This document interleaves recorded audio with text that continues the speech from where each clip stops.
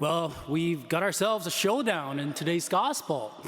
One side, we have women running to the tomb, terrified and overjoyed at the same time, because Jesus, get this, is alive.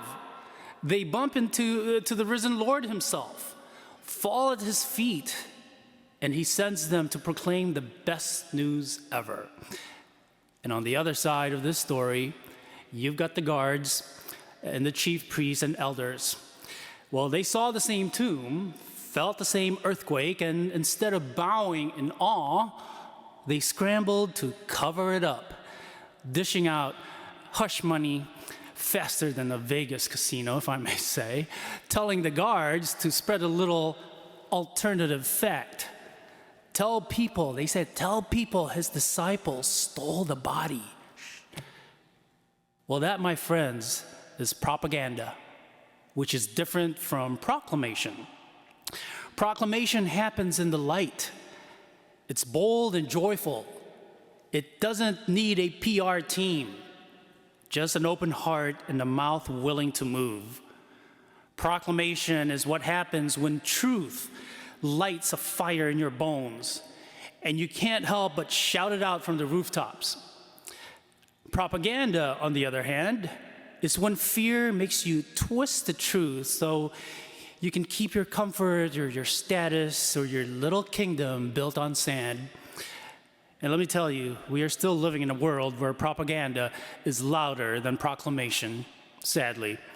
We see people more willing to spread half-truths, fear-mongering headlines, and twisted narratives than to proclaim the good, messy, demanding, and liberating truth of the gospel. My friends, the world will give us conspiracy theories, clickbait, and viral hot takes, but the risen Christ gives us peace, purpose, and power. So let's ask ourselves, what are we spreading? A comforting silence that props up the status quo, or a proclamation that might get you funny looks but changes hearts? Let's not be a mouthpiece for lies. Let's be a megaphone, rather, for the truth. Don't echo the devil's propaganda of fear, chaos, and despair and division, but rather be a herald of God's promises, shining light into the shadows with unwavering trust.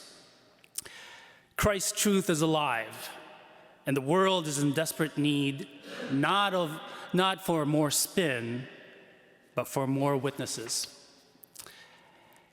And just as the women at the tomb were filled with both fear and great joy as they encountered the risen Christ, so too the church today experiences sorrow at the loss of a humble shepherd, and yet rejoices in the enduring hope of the resurrection that he preached. In the face of death, Pope Francis consistently called us to be witnesses of truth and mercy, not unlike the women who ran to proclaim the good news. While the guards in the gospel conspired to silence the truth, well, Pope Francis spent his life courageously proclaiming it. His passing challenges us to carry forward his legacy of faith, simplicity, honesty, and humility, and especially the joy of the risen Lord. Rest in peace, dear shepherd. Rest in peace. Thank you for joining us today. Our digital ministry provides a valuable service to parishioners and visitors alike. How wonderful that we can share God's Word, the celebration of the Eucharist, and other important words and events with those who may not be able to be with us in person. If you would like to support this effort, please go to olphglenview.org. Click on the gold donate button and then the Sunday giving icon to make a contribution on our secure online giving portal. We sincerely appreciate your past and ongoing support.